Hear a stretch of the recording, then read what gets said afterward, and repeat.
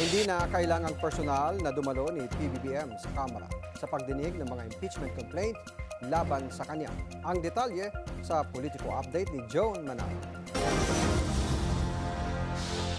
Sisimulan na ng House Committee on Justice ang pagtatalakay sa dalawang impeachment complaint laban kay Pangulong Bongbong Marcos. Kasunod ito ng referral ng unang reklamo na inihain ni Attorney Andre De Jesus at ng second complaint ng iba't ibang progressive group sa pangunguna ng bagong alyansang makabayan.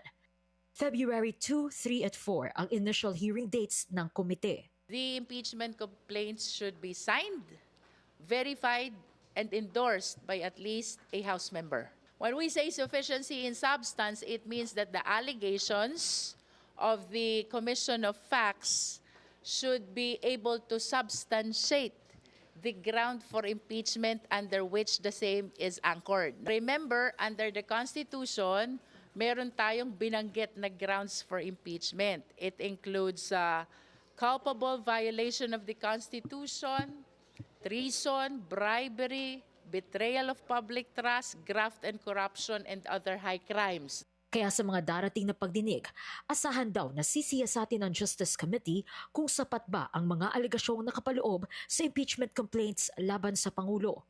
Matapos ang pagtataya kung sufficient ba in form and substance ang reklamo, saka aalamin ng komite kung may sapat bang batayan para suportahan ito. Saka lang din igagawa ang hearing proper kung saan iimbitahan ang mga complainant, testigo at maging ang respondent. Sa kasong ito, walang iba kundi si Pangulong Bongbong Marcos.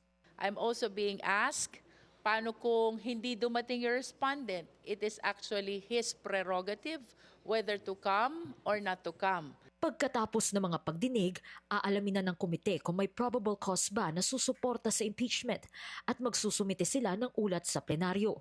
Dito na ulit papasok ang at least 1/3 vote mula sa House members para aprubahan o hindi ang ulat ng Justice Committee. Sa pagsisimula ng pagdinig ay i-consolidate ng komite ang dalawang impeachment complaint na hawak nila. Ibig sabihin, magiging taken as one na ang dalawang reklamo na nasa prerogative din ng komite.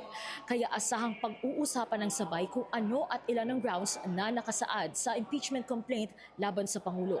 Joan Manalo, Billionaire News Channel.